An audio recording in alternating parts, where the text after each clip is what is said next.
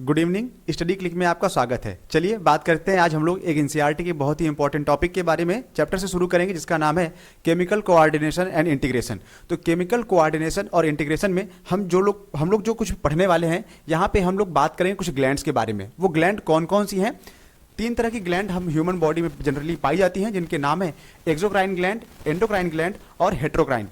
Exocrine का मतलब क्या है? एक्सो का मतलब होता है आउटसाइड। आउटसाइड में यहाँ पे इन्होंने एक टर्मिनोलॉजी जो रखी हुई है, इसका मतलब इसमें डक्ट प्रेजेंट होती है। डक्ट का पाया जाना, ट्यूब का पाया जाना एक्सोक्राइन ग्लैंड की सबसे खास बात है। इसमें सिक्रीशन जो कुछ भी होगा तो ये सिक्रीशन रीच करेगा, पहुंचेगा कहाँ पे? Directly to the target organ. क्योंकि इसमें डक्ट पाई जाती है, पाइपलाइन है, तो कहीं से अगर वो मीडियम स्टार्ट होगा, मान लीजिएगा कि अगर हमको यहाँ से निकलना है और हमको कहीं पे पहुँचना है, तो पहुंचने के लिए अगर हमको डायरेक्ट रास्ता पता है कि हमको इस जगह पे आना है और ये डायरेक्ट पैसेज बना हुआ है, रास्ता बना हुआ है, तो डक्ट है, इसको हम क्या बोलेंगे? डक्ट बोलेंगे। तो डक्ट के थ्रू ये इंसान यहाँ से डायरेक्ट यहाँ तक पहुंच जाएगा। जिसके थ्रू पहुंचेगा उसको हम लोग क्या बोलेंगे? टारगेट ऑर्गन तक ये पहुंचा। लेकिन कुछ ग्लैंड ऐसी हैं जिनमें डक्ट नहीं है, पाइपलाइन नहीं है, और वो ग्लैंड कौन सी हैं? Endocrine gland. अगर एंडोक्राइन ग्लैंड के बारे में बात करें, कहते हैं कि ये डक्टलेस होती हैं, इनमें ऐसी कोई ट्यूब या कोई पाइपलाइन नहीं पाई जाती, जिसकी वजह से जो इनका सिक्रीशन होता है वो ब्लड के थ्रू आता है। यानी वो सिक्रीट करेंगे जो भी हार्मोन, वो हार्मोन कहाँ पहुंचेगा? हार्मोन डायरेक्ट पहुंचेगा ब्लड में, ब्लड के बाद वो टारगेट ऑर्गन तक पहुंचता है। इसको बोलेंगे एंडोक्राइन ग्लैंड। लेकिन जो तीसरी तरह की सबसे इंपॉर्टेंट ग्लैंड है, जिसका नाम है हेट्रोक्राइन ग्लैंड, या कुछ लोग मॉडर्न एनसीईआरटी में इनको हम लोग मिक्स ग्लैंड के नाम से भी जानते हैं। तो मिक्स ग्लैंड क्या है? मिक्स का मतलब ये है कि इसमें डक्ट वाली भी हो सकती हैं और डक्टलेस भी हो सकती हैं, या ये दोनों तरह के फंक्शन को परफॉर्म करती हैं, इसलिए इनको हम लोग क्या बोलते हैं? हेट्रोक्राइन या मिक्स ग्लैंड के नाम से जानते हैं। जिसमें टेस्टिस, ओवरी और पैंक्रियाज। पैंक्रियाज सबसे इंपॉर्टेंट वाला पार्ट है, जिसमें आइसोलेट्स ऑफ लैंगरहैंस वगैरह बनते हैं। तो हम लोग इसको यहां से शुरू करेंगे। चलिए देखते हैं आज के टॉपिक में सबसे पहली ग्लैंड कौन सी है। अगर हम एंडोक्राइन सिस्टम की बात करें तो एंडोक्राइन सिस्टम क्या होता है? एंडोक्राइन सिस्टम में एंडोक्राइन ग्लैंड पाई जाती हैं जो कि डक्टलेस होंगी, जैसा कि पहले बताया गया, और दूसरा इनका सिक्रीशन होगा जिसको हम लोग हार्मोन बोलते हैं। हार्मोन क्या है? हार्मोन कुछ ऐसे केमिकल सब्सटेंसेस होते हैं जो नॉन न्यूट्रिएंट हैं। नॉन न्यूट्रिएंट हैं, इसका मतलब ये काम करेंगे एज अ इंटरसेलुलर मैसेंजर। ये प्रोड्यूस होते हैं ट्रेस अमाउंट में। ट्रेस अमाउंट का मतलब है बहुत ही मिनिमम अमाउंट में प्रेजेंट होंगे और ये एक्ट करते हैं। लेकिन सबसे मजेदार बात यह है कि हार्मोन कभी भी अकेले फंक्शन नहीं करेगा। अगर हार्मोन से फंक्शन करवाना है या हार्मोन फंक्शन करेगा, तब हार्मोन को चाहिए एक रिसेप्टर, और जब हार्मोन रिसेप्टर से बाइंड हो जाएगा तब ये बनाता है हार्मोन रिसेप्टर कॉम्प्लेक्स, यानी एचआर कॉम्प्लेक्स। और हम लोग इनको बोलते हैं एनसीईआरटी की लैंग्वेज में ही हीर राझा कॉम्प्लेक्स। यानी जब तक हीर राझा से नहीं मिलेगा, एचआर कॉम्प्लेक्स नहीं बनेगा, तब तक ये वर्क नहीं करेगा। तो यहां से ही इसकी शुरुआत होगी। और हम लोग देखते हैं कि ह्यूमन बॉडी में कितने एंडोक्राइन ग्लैंड प्रेजेंट हैं। एंडोक्राइन ग्लैंड जितनी भी हैं, इनमें से बारी बारी से हम लोग एक एक करके शुरू करेंगे। कुछ एंडोक्राइन ग्लैंड के नाम है यहाँ पे, जैसे hypothalamus, pituitary, pineal gland, thyroid gland, parathyroid, thymus, adrenal, pancreas जो कि आइसोलेट्स ऑफ लैंगरहैंस का बना होता है। उसके बाद गोनैड। गोनैड में 2 तरह के हैं, टेस्टिस और ओवरी। तो चलिए शुरू करते हैं आज के इस पहले एंडोक्राइन सिस्टम के बारे में, जहां से हम लोग स्टार्ट करेंगे हाइपोथैलेमस। अगर हम ब्रेन की बात करें तो ह्यूमन के ब्रेन को हम जनरली 3 पार्ट में डिवाइड कर सकते हैं, फोर ब्रेन, मिड ब्रेन और हाइंड ब्रेन। तो फोर ब्रेन में ही जो डाइएन्सेफेलॉन वाला पार्ट होता है, तो ब्रेन का फोर ब्रेन में जो डाइएन्सेफेलॉन वाला पार्ट है, वहीं पे आपको हाइपोथैलेमस देखने को मिलेगा। यानी थैलेमस के ठीक नीचे ब्रेन का वो हिस्सा, वो ग्लैंड जिसको हम थैलेमस कहते हैं, थैलेमस के नीचे वाला जो लोब बनता है उसको हाइपो बोलते हैं। क्यों? हाइपो का मतलब नीचे और हाइपर का मतलब ज्यादा। तो यहाँ पे थैलेमस के ठीक नीचे लगा हुआ है, इसलिए इसको हम लोग क्या बोलते हैं? हाइपोथैलेमस बोलते हैं। और इसमें जो सेल पाई जाती हैं ढेर सारी, उनमें है न्यूरोसिक्रेटरी सेल कॉल्ड न्यूक्लियाई।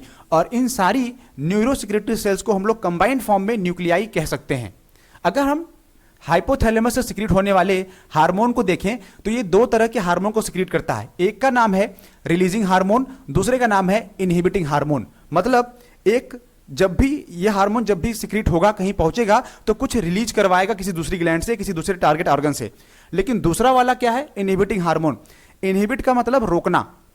किसको रोकना? जो कुछ भी टारगेट ऑर्गन तक ये पहुंचेगा तो उनके उस फंक्शन को रोकने का काम करेगा, उनको प्रमोट नहीं करने देगा, नॉर्मल फंक्शन करने नहीं देगा।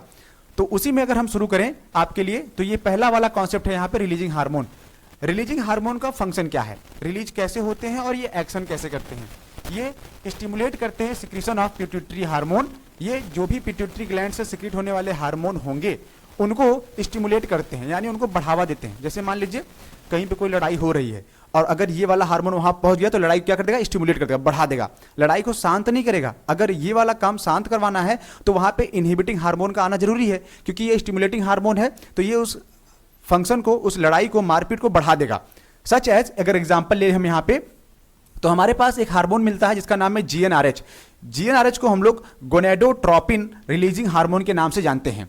जीएनआरएच जब सिक्रीट होता है हाइपोथैलेमस से तो ये स्टिमुलेट करता है। स्टिमुलेट का मतलब बढ़ाना। किसको बढ़ा रहा है ये देखिएगा, पिट्यूटरी ग्लैंड को स्टिमुलेट करता है कि भैया कुछ रिलीज करिए। तो पिट्यूटरी हार्मोन क्या रिलीज करेगा, पिट्यूटरी हार्मोन के पास एक ही हार्मोन है, पिट्यूटरी ग्लैंड के पास एक ही हार्मोन है जिसका नाम है गोनेडोट्रोपिन। और गोनेडोट्रोपिन जो सेल्स हैं ये क्या करती हैं, एलएच को और एफएसएच को सिक्रीट करती हैं। ये आपका इंपॉर्टेंट है, जो कि हम लोग नीट वाले सेक्शन में पढ़ेंगे या ह्यूमन फिजियोलॉजी में इसका यूज करेंगे बार बार चल के। LH और FSH, LH का मतलब है ल्यूटिनाइजिंग हार्मोन एंड FSH का मतलब है फॉलिकल स्टिमुलेटिंग हार्मोन। यानी जब ओवरी का डेवलपमेंट हो रहा होगा, जहां पे ओवेरियन साइकिल चलेगी, तो ओवरी में जो फॉलिकल बनते हैं, जहां से ओवम रिलीज होता है, वहां पे ये सेल्स फॉलिकल को स्टिमुलेट करते हैं, मतलब फॉलिकल को बनवाने में रोल प्ले करते हैं, ताकि ढेर सारी फॉलिकल्स बन जाएं और उसमें से क्या हो सके, ओवम रिलीज हो पाए। अगर हम सेकंड की तरफ बढ़ें तो इसका नाम है इनहिबिटिंग हार्मोन। हाइपोथैलेमस का जो दूसरा फंक्शन है, जो दूसरा हार्मोन है, वो है इनहिबिटिंग हार्मोन। ये करता क्या है, ये इनहिबिट करता है सिक्रीशन ऑफ पिट्यूटरी हार्मोन। अगर पिट्यूटरी ग्लैंड कुछ सिक्रीट कर रही है, यानी पिट्यूटरी हार्मोन को सिक्रीट कर रही है, तो ये इसको इनहिबिट करवाएगा, रुकवाएगा, कहेगा नहीं मत करिए ये काम, मना कर देगा। कैसे, चलिए देखते हैं इसका एग्जाम्पल क्या है।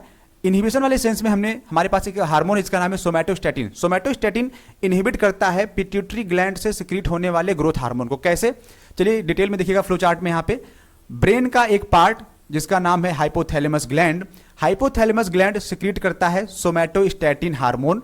ये हार्मोन रहेगा आपका, और ये सोमैटोस्टैटिन हार्मोन इनहिबिट करेगा किसको, ग्रोथ हार्मोन को, जीएच को। मतलब अगर ये ग्रोथ हार्मोन नॉर्मल सिक्रीट होता तो हाइट, जो भी एनिमल होगा उसकी हाइट क्या करती है, इंक्रीज करती है। लेकिन जब सोमैटोस्टैटिन ने जीएच को इनहिबिट कर दिया, रोक दिया, कहां से निकल रहा था ये जीएच, जीएच सिक्रीट हो रहा था पिट्यूटरी ग्लैंड से। और पिट्यूटरी ग्लैंड जब जीएच नहीं बनाएगी तो इसका मतलब है उस एनिमल की बॉडी में ग्रोथ नॉर्मल देखने को नहीं मिलेगी, जिसके थ्रू बहुत सारी डिजीज होंगी। और ये हम डिटेल में डिस्कस करेंगे जब हम पिट्यूटरी ग्लैंड को डिटेल में पढ़ेंगे। एक शॉर्ट नोट है यहां पे हमारे पास, that these hormone originating neuron, इस हार्मोन के थ्रू जो न्यूरॉन ओरिजिनेट होते हैं, pass through axon and release from nerve ending. अगर आपको याद हो, जब आपने पढ़ा था यहां पे,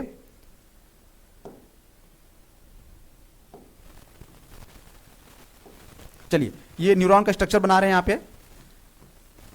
अगर न्यूरॉन के स्ट्रक्चर में हम देखें तो हमको क्या मिलता है, न्यूरॉन के स्ट्रक्चर में हमको ढेर सारे डेंड्राइट मिलेंगे, सेल बॉडी मिलता है, ये रहेगा आपको डेंड्राइट, ये सेल बॉडी, ये एक्सॉन, और उसके बाद नर्व एंडिंग। तो कह रहे हैं ये ओरिजिनेट होते हैं कहां से, ओरिजिनेट होंगे ये आपके hormone originating from neuron pass through the axon and release from the nerve ending. यहां से इसके थ्रू पास होते हुए कहां चले जाएंगे, नर्व एंडिंग तक पहुंचते हैं। इस पार्ट में अगर हम देखें तो हमको इतना ये सेक्शन देखने को मिलेगा। चलिए, तो हाइपोथैलेमस वाले सेगमेंट में आज के लिए इतना ही। नेक्स्ट टाइम पे जब हम लोग आपसे मिलेंगे तो एक छोटे से टॉपिक को, जो कि पिट्यूटरी ग्लैंड के बारे में होगा, एंडोक्राइन सिस्टम का एक बहुत ही इंपॉर्टेंट टॉपिक है, तो उसको हम लोग शुरू करेंगे। नीट के इंपॉर्टेंट टॉपिक्स के लिए, आने वाले क्वेश्चंस के लिए बने रहिए हमारे साथ। तब तक के लिए थैंक यू।